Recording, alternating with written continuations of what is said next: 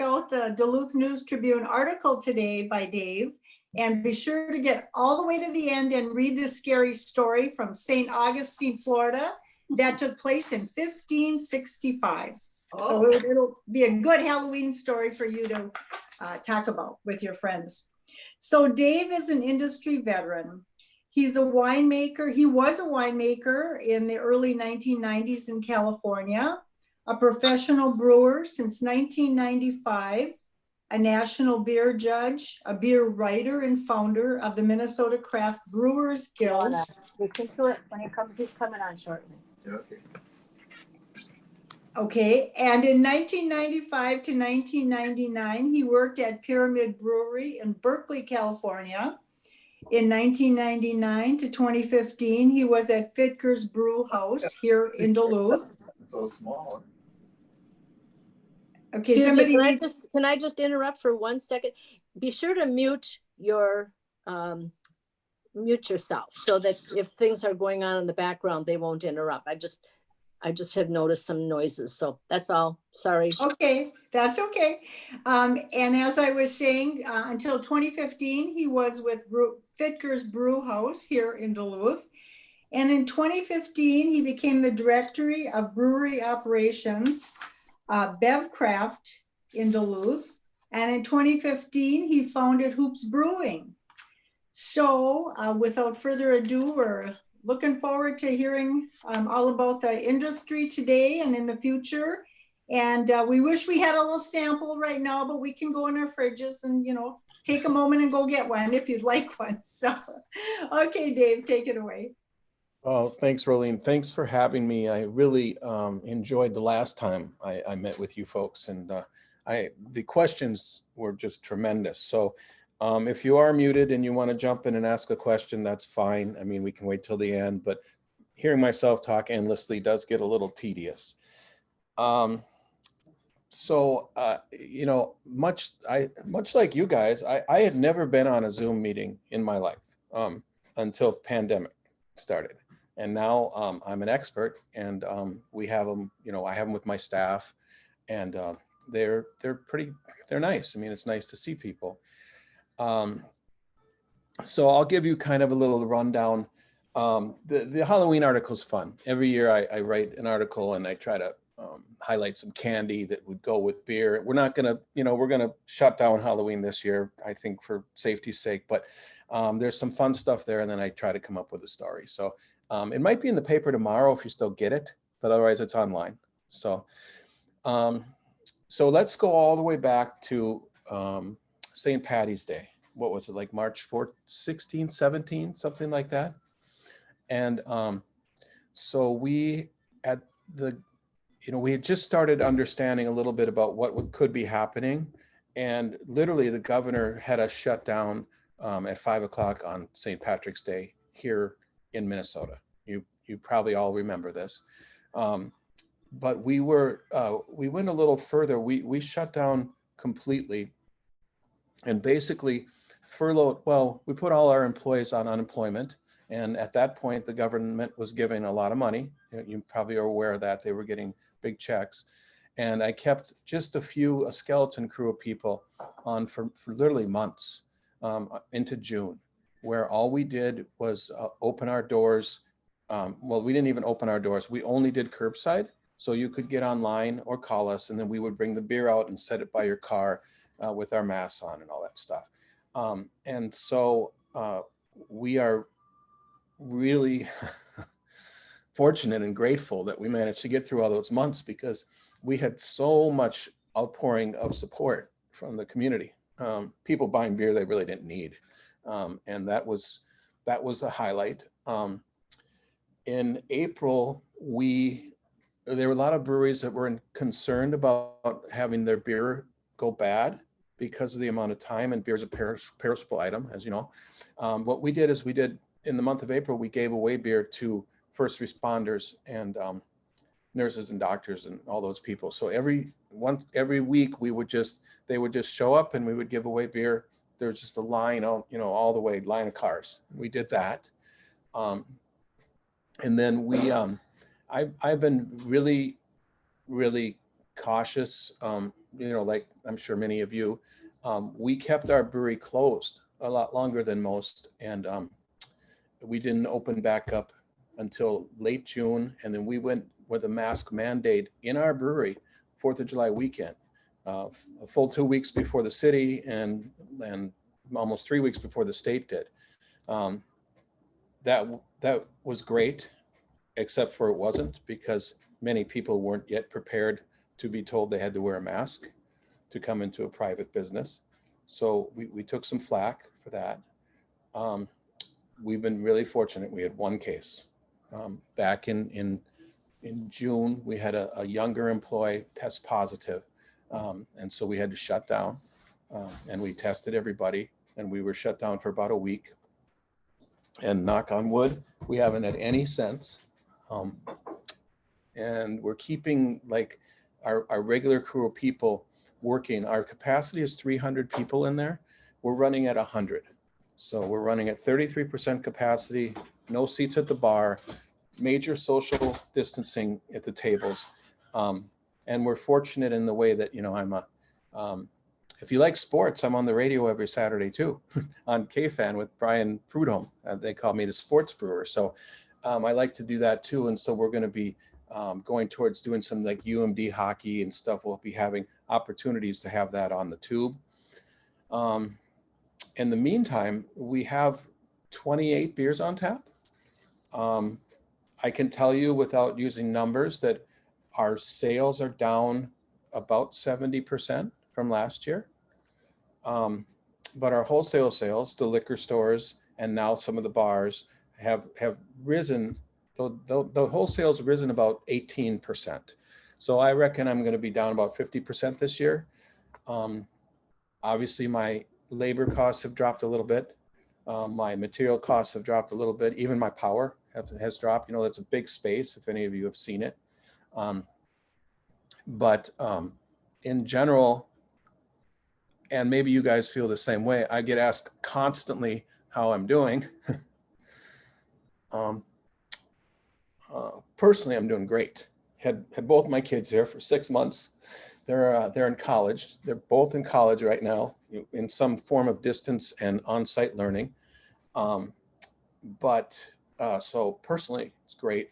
Professionally, it's a real big challenge with what's happening with our industry. Over 30% of the breweries in this country have shut down already permanently, which is a pretty big number. I will say that this industry was extremely saturated, and many breweries didn't have like a rainy day fund or extra money. Nobody could see this coming, but those that had no backup, there was nothing we could do.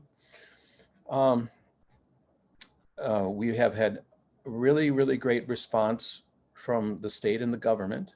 I'm a little disappointed that they can't jam another stimulus through. I imagine we all are, but imagine the rumor is that they're going to try to help the airlines and the hospitality industry and such, maybe after the election when they can start working again or something. But in the meantime, we've been very fortunate. We've applied for every SBA loan, every grant, every county thing that is available. And we have gotten, a fair amount of help, which has, really made a difference. If any of you know Tony Meyerhoff, I've got the greatest landlord ever. So they've been helpful. What else? Staff's pretty happy.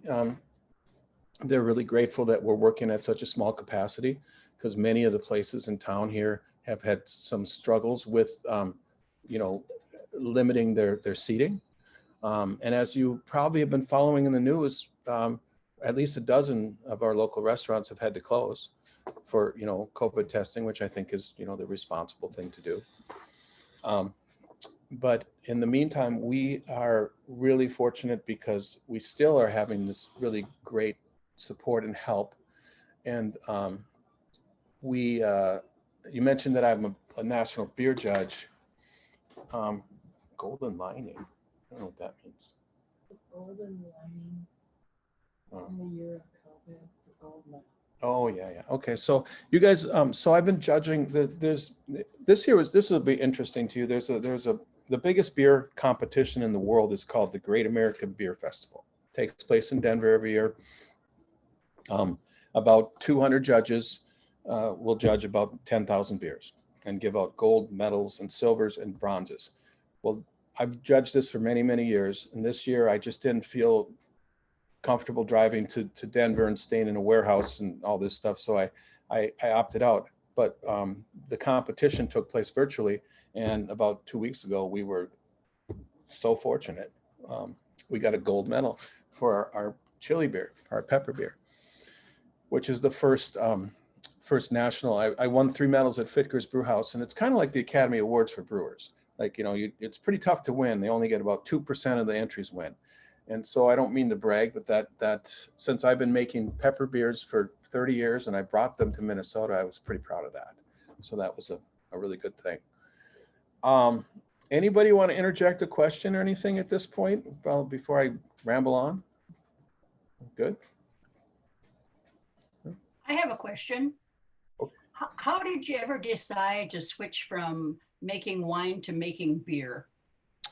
Well, I always tell people that making wine was actually quite easy. It's extremely difficult to grow grapes, but making wine is essentially just fermenting grape juice.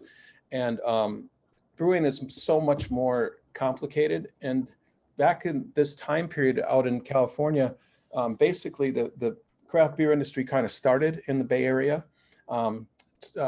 Anchor Steam is the most famous brewery from 1965, but we used to joke a lot that it took a lot of good beer to make good wine.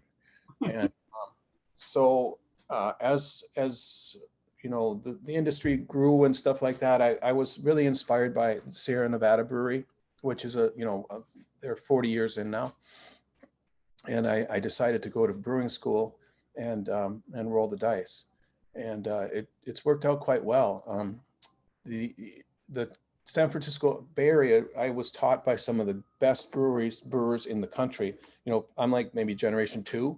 I've been doing this 30 years. The first generation, I was working for these people. And I was also taught really, really well how to make great beer. And then Laura, my wife, and we began to start a family. And then quickly we realized San Francisco maybe isn't, perfect. And so we moved back here to Duluth, where Laura was born and raised. And then, so when that happened, I took over Fitker's Brew House and I was making beer, the same kind of beer I was making on the West Coast, but nobody here had ever seen it.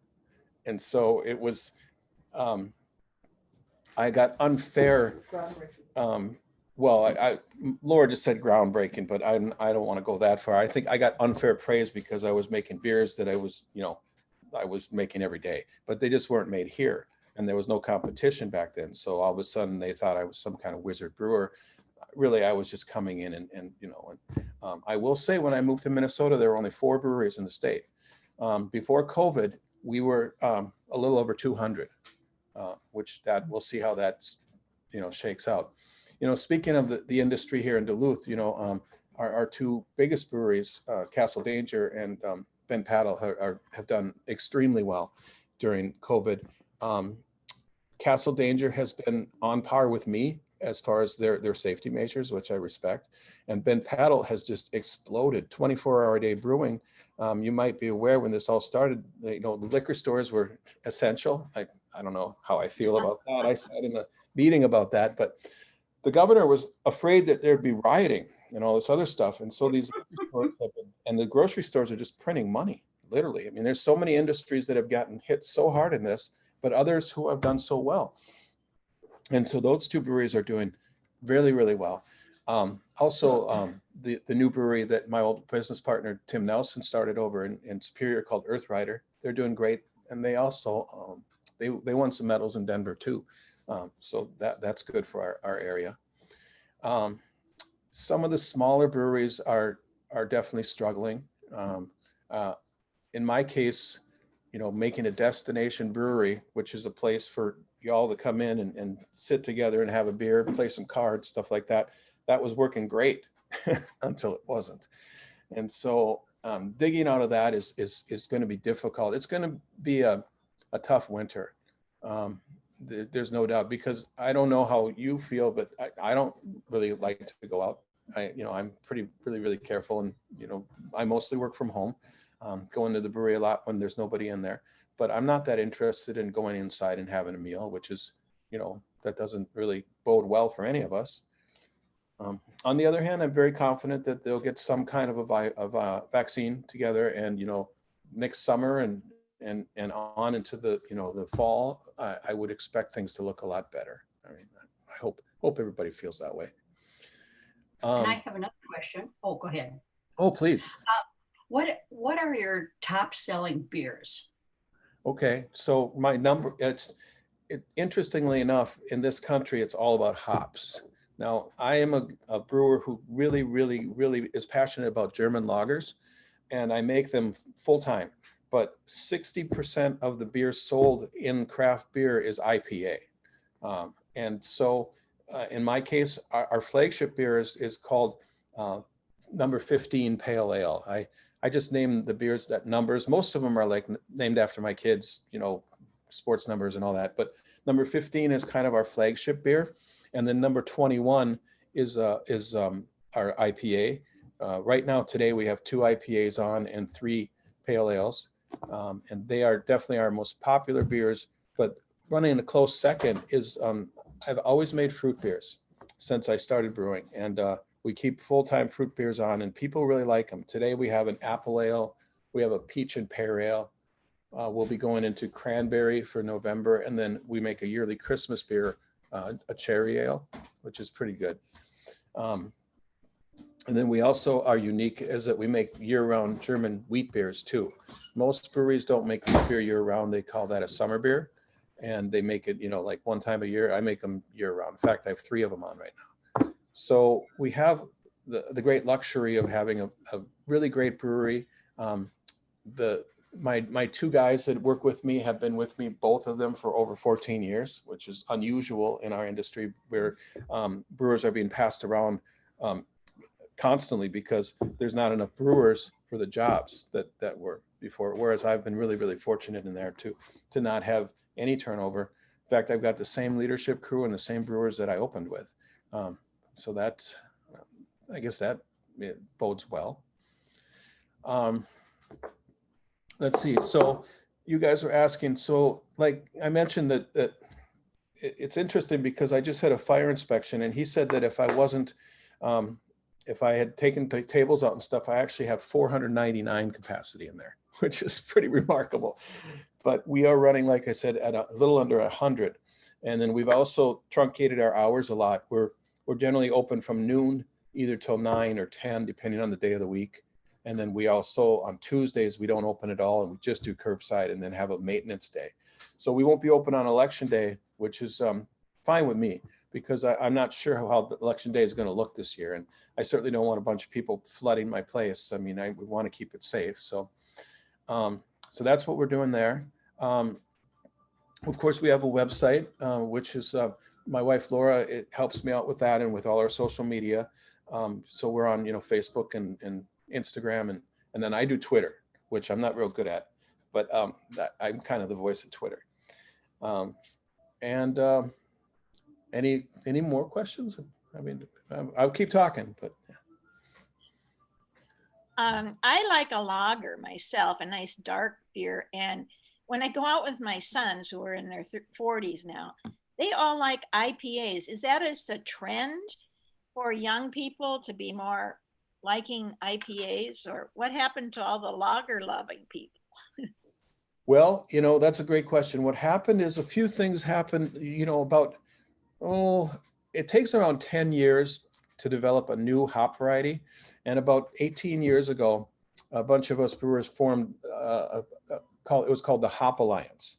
And we started talking to the farmers that most of our hops are produced in Yakima, Washington, and Willamette Valley, although we do buy hops from Europe and Australia. But we started talking about the fact that we wanted less alpha, which is just like bittering hops, which they were making those hops, growing them just for Bud Miller cores, just basically just to balance the beer.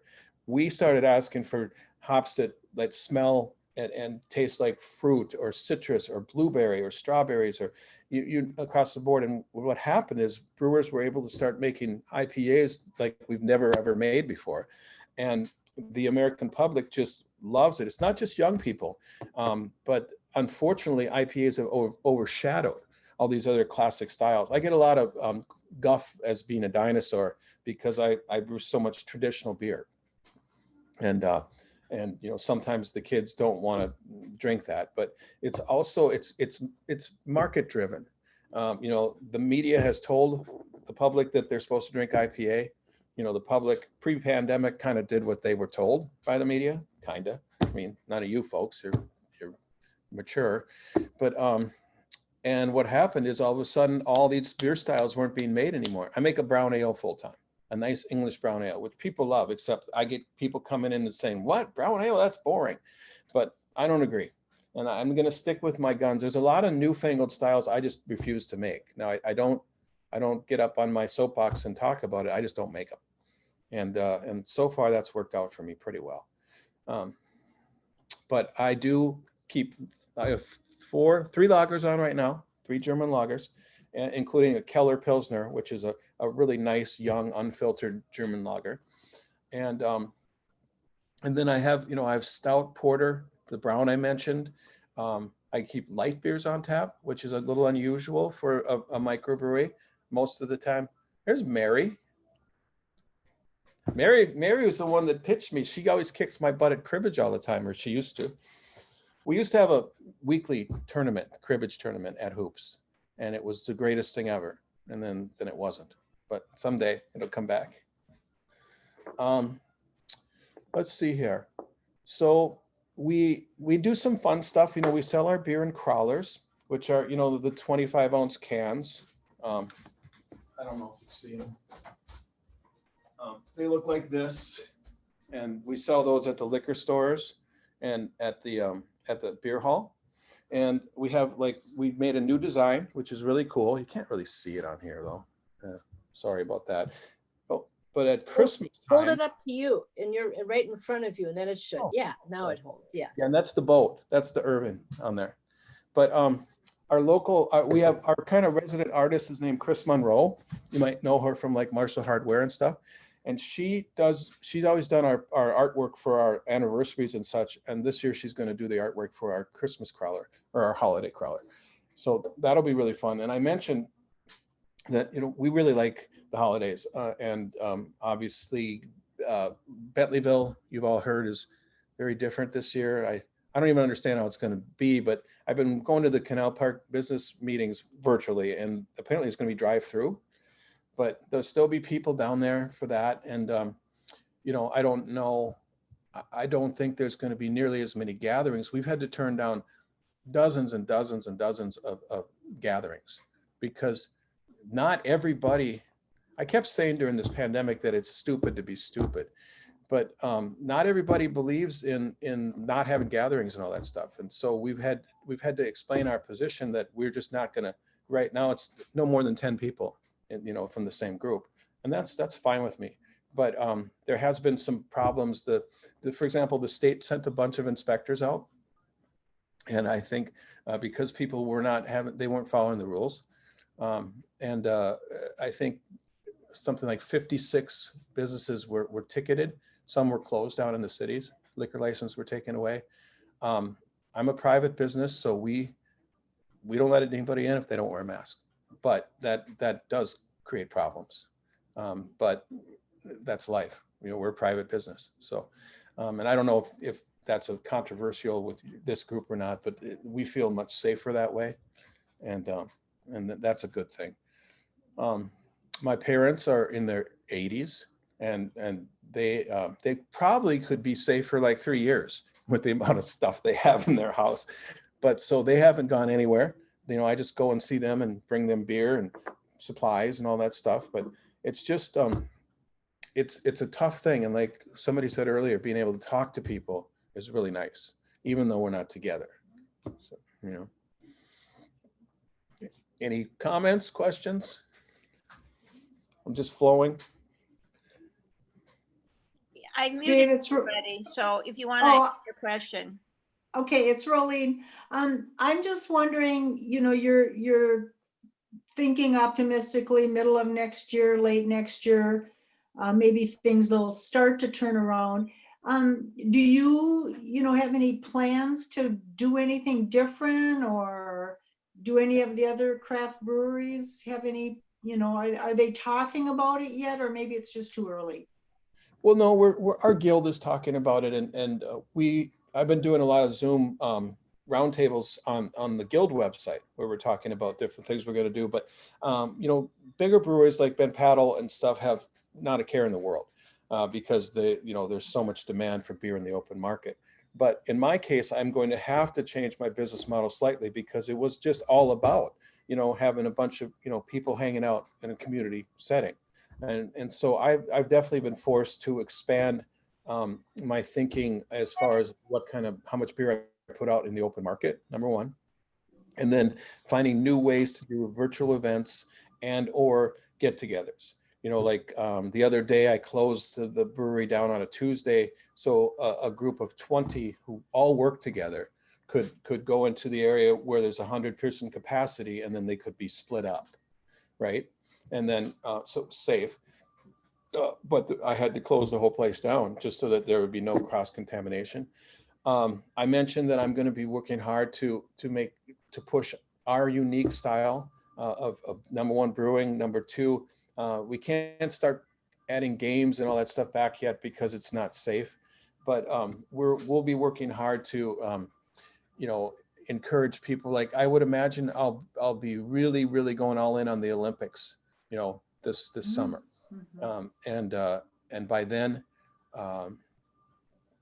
I'm pretty optimistic that they're going to have a decent vaccine, but I don't think it's happening, anytime soon. And it's also just continuing to follow the rules. I don't really know, other places are being shut down again now. Washington, D.C., where it's being shut down. And I don't know if Minnesota's going that way. Certainly the numbers in Minnesota are pretty grim. Wisconsin's even worse. My son goes to school at Madison, and to their credit, they're testing twice a week. And when he showed up, he passed 5 tests, and then his entire dorm got it. And they were put into a COVID dorm, which was, everybody had tested positive. Not one kid got sick, but they were quarantined for 2 weeks. Their food was brought in, everything else, and they brought their numbers from 12% of the student population down to 2. And now Madison has been able to, actually, they were supposed to close at Thanksgiving, and now they're opening into December because they've curbed it so much. The state of Wisconsin's not doing as well, as you know, but the numbers, I'm very optimistic and positive. We've had 12 tests in my house, and that's mainly because of the kids and because of me working at Hoops. But so far, Laura and I are happy and healthy. Great. Yeah. What else? What else do we do? Cook all the time. That's what we like. I have the New York Times website and daily, and we every night. It's so fun, So that's a good thing for COVID. Walk the dog. There's not a lot to do. Read. So that's going back to the work part of it. I tend to feel much more comfortable when I'm in there before we're open. Like I won't go in there on a Friday night tonight. I used to always be at work 100 hours a week, talking to customers, working behind the bar, kind of being part of our brand is me. I mean, if you're going to be an egomaniac and name it after yourself, then you're going to have to deliver, right? But now I don't really feel that people need to see that as much. And hopefully, we're really good about answering emails and any reach outs and stuff like that. But yeah, to answer your question, I really do think this winter is going to be really, really tough. But every winter since I've opened has been really tough. The first winter, I wasn't prepared for how much business would drop down because everybody's like, oh, you're in Canal Park, you're just going to print money. That's not the way it is at all. everything's more expensive in Canal Park. It costs more money to do business. You have higher taxes. There's plenty of competition. And in the winter, it's, it's cold. So I'm prepared for a long winter. I just don't want to, the problem is like the creditors, I'm not going to say which bank I'm with because that's not appropriate, but they're not overly interested in not getting paid. And that's, I mean, it's kind of a tough deal because you could foreclose on half this country, right?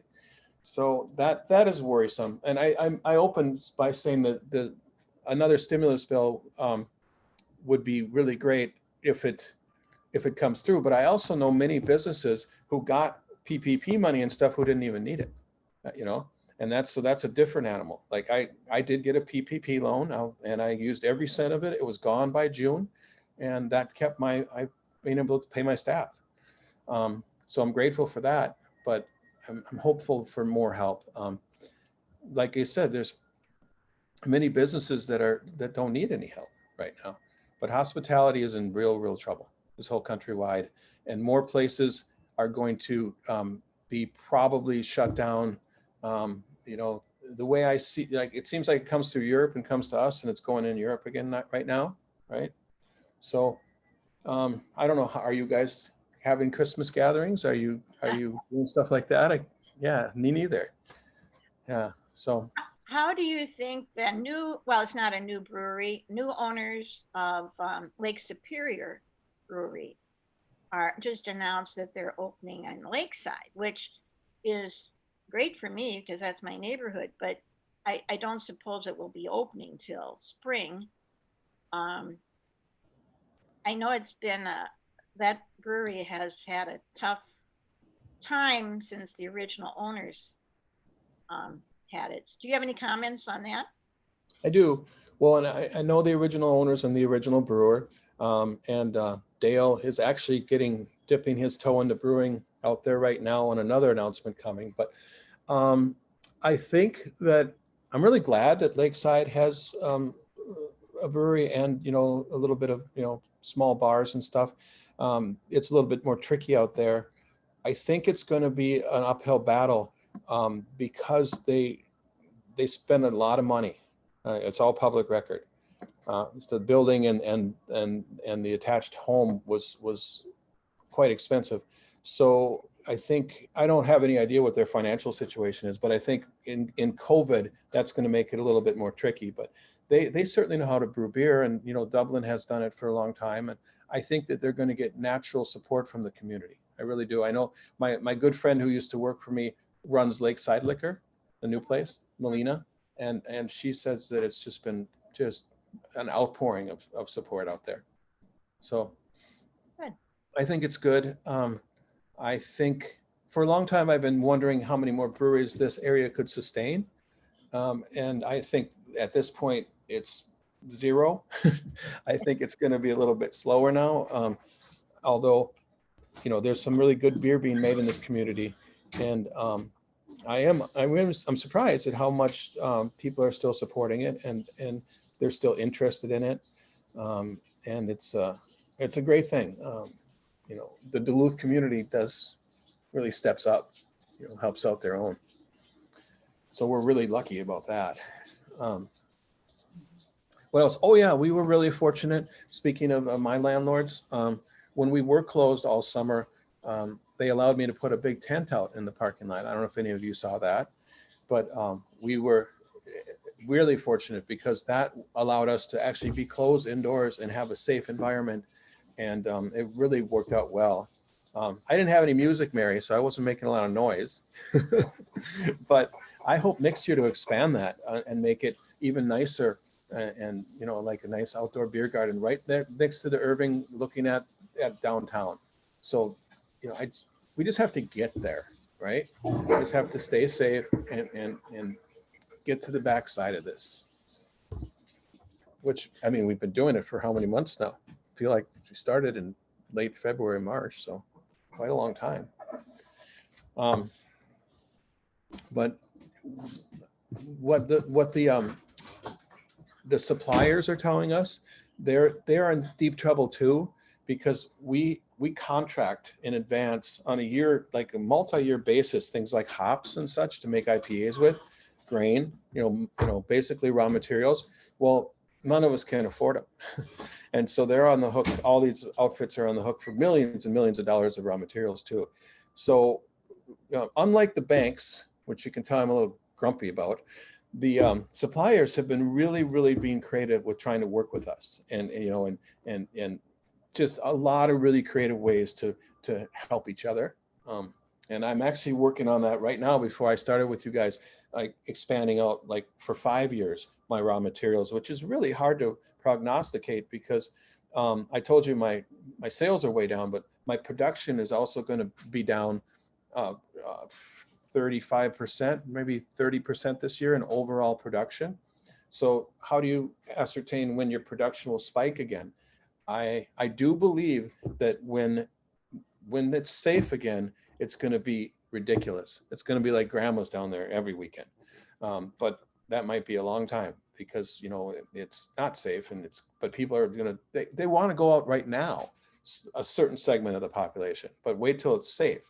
People are it's going to be great, crazy, I hope. Just what I keep telling myself. All right, more questions? Anybody?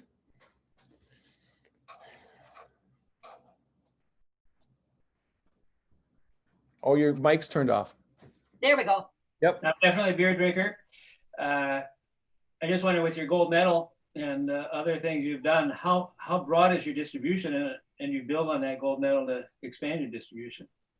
Well, my distribution is limited on purpose. Oh. Selling 90% of my beer on site, which is all retail and all great. And now that is not happening anymore, I definitely am expanding my production.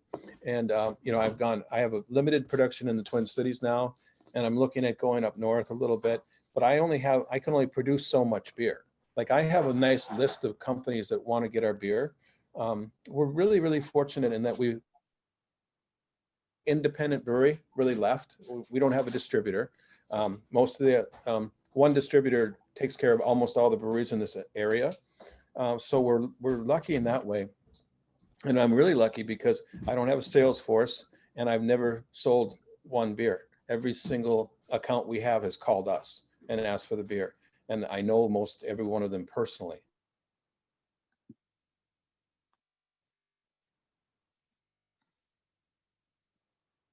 Want to just join every other, the distributor that has all the breweries. That's not exactly the business model I want to look for, because they're not always going to put your brand number one. This way, I can put our brand number one on site. I also, I'll brag a little bit here. Every single head brewer in this market at the big breweries used to work with me at Fitkers. So I know them all well. I'm really proud of the beer they make. Surround yourself with excellence, and that's what happens. But so it's going to shake out a little bit. Smaller breweries are going to have a really hard time maintaining their shelf space. Like I'm talking to Super One, where I wasn't really interested in selling up there before, big corporate outfit, but now it's a godsend if I can sell them a bunch of cans. By name, Mount Royal and Lake Air have been incredible business partners during this whole pandemic. I'm so grateful for that. And that's kind of my neighborhood, Mount Royal. So the people have been really good to us there. And again, we're just not only about the beer. We sell NA stuff, and we've got a really deep relationship with the guys at Great Harvest, who make a lot of pretzels and stuff for us. And that's all coming back. It's just that we can't, we used to have people come in on weekends and set up indoor pop-ups, like you could come in and buy a taco or something like that right indoors, but we can't do that now. So to answer your question, I've expanded my wholesaling about 18% during the pandemic, but I only have so far to go without expanding the brewery, which I cannot even remotely afford anytime soon. So. Mary, you wanted to say something. Your microphone should be on, according to my things. Write something in chat. Write it down in chat. Or turn up your volume. We can't hear you. Your neighbor wants to say something, but she can't. I can see her. Yeah. Yeah, we can't hear you at all, Mary. Write it in chat and then we'll answer it. Anybody else?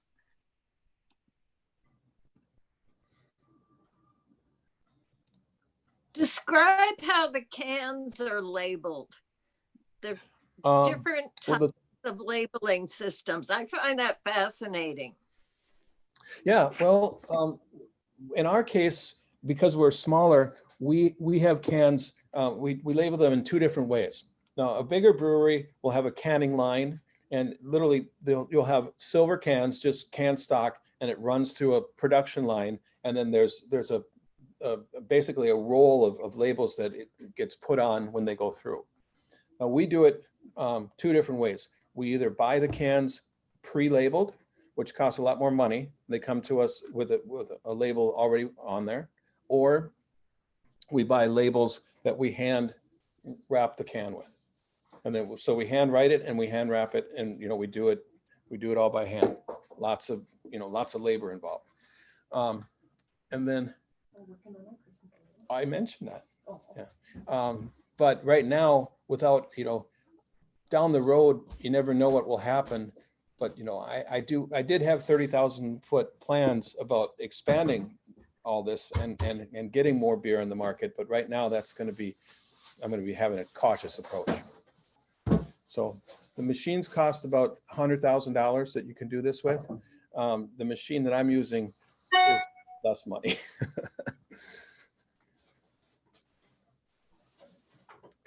Next. Thanks. Oh yeah, no problem. I love questions. I hope I've given you a decent overview of our market. That's we're much luckier than the Twin Cities, which when this started, they had over 80 breweries, which is completely unsustainable for that small of a market. So we had 11 breweries in our market, and nobody's closed yet. In fact, Lake Superior, well, that they're counting. So we really haven't lost anybody yet. Although, it remains to be seen how that will look as we go forward. But it's still, when I do go to the local liquor stores, I still see the majority of people carrying out local beer, which is nice, encouraging.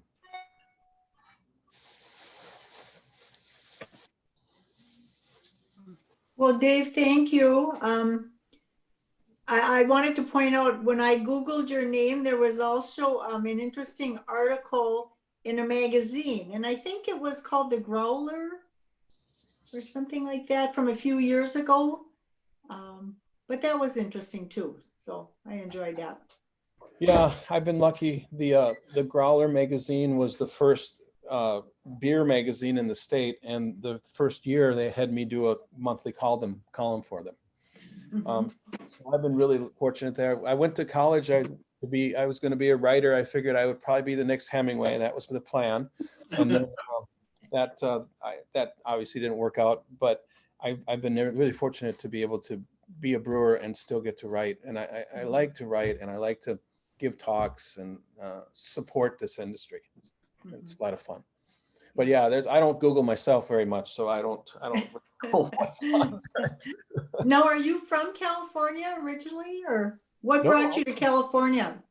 I'm from here. My brother and I were both born here, and when I was like 8, my dad's company moved us out, and we ended up moving around quite a bit. Till I ended up out in California in my teens. And then I came back to UMD for college because I was all mad about getting moved out of Duluth. I always liked it here. And then I transferred back out west to finish up. And then I did brewing school in Davis, California, and then in Chicago. Okay. So I've been around a little bit. But Laura and I lived in San Francisco for about 11 years together.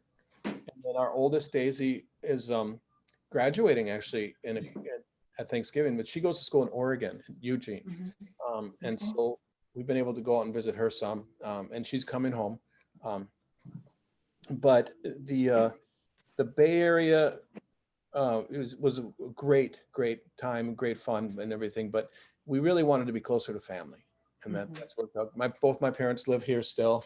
And Laura she's from a real big family. The McLeans, I think there were 7 or 8 of them. So there's a lot of relatives around here. Oh, that's nice. Yeah, it's really great. And then my mom came to the last time we had a meeting, Judy Hoops. I don't know if you guys. Yeah.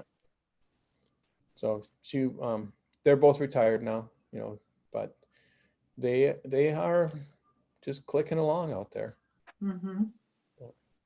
Dave's mom worked with Julie Johnson.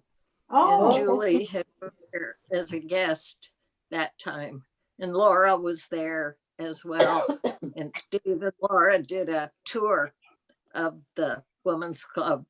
I dragged them around. Yeah. And was that, no, is it Laura's great grandmother who was Mrs. Washburn? Yeah.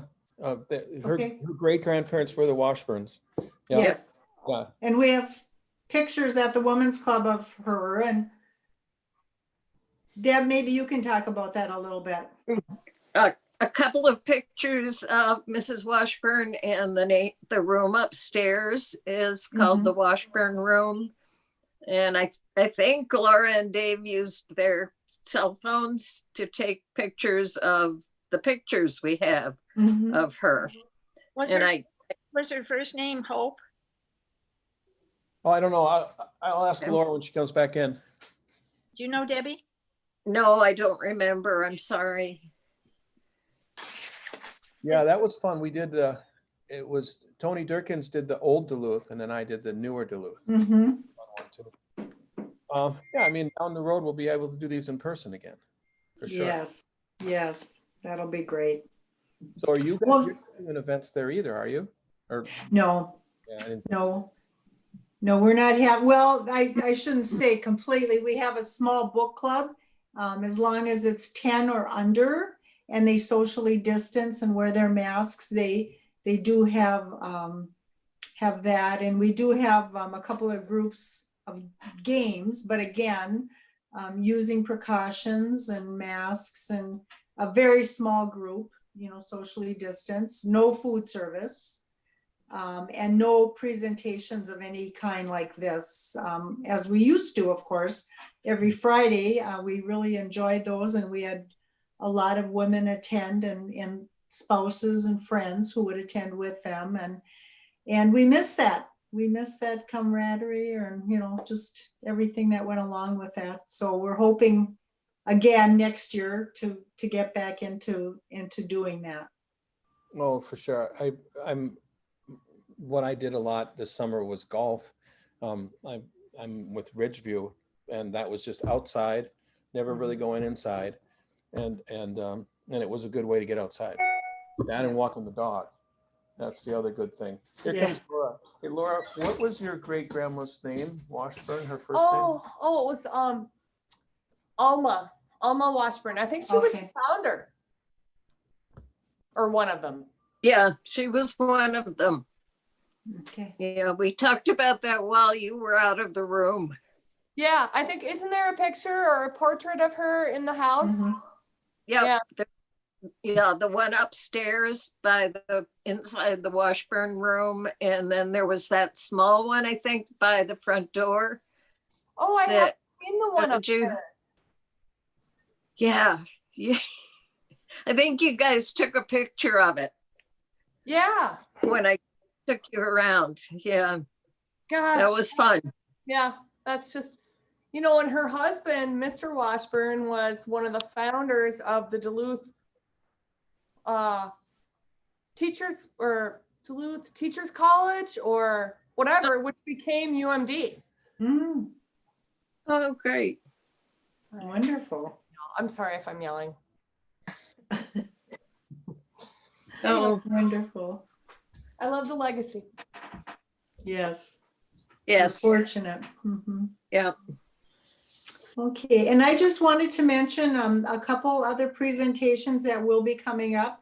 On November 6th, we have a guest from Enbridge who will be talking with us about Line 3 and answering questions and presenting new information about whether or not there's a need for the pipeline and the opposing sides and opinions. And I think that's going to be very interesting.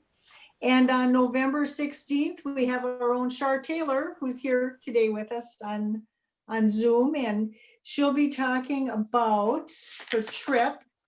And I could have her talk about it now, even the journey to the Arctic.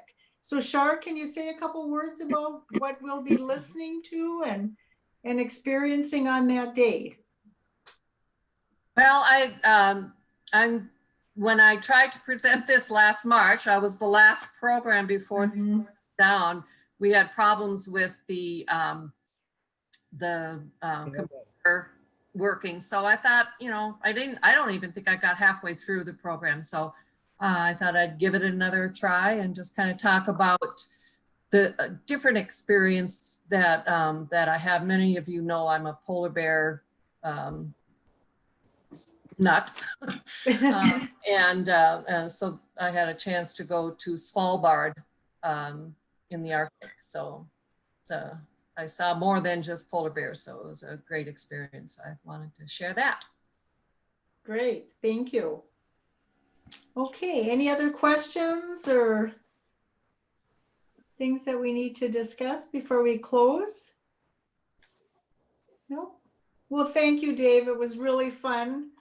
Great to hear about the brewing industry, and we're anxious to get back there and get to living our lives with visiting friends and visiting businesses. So good luck with everything.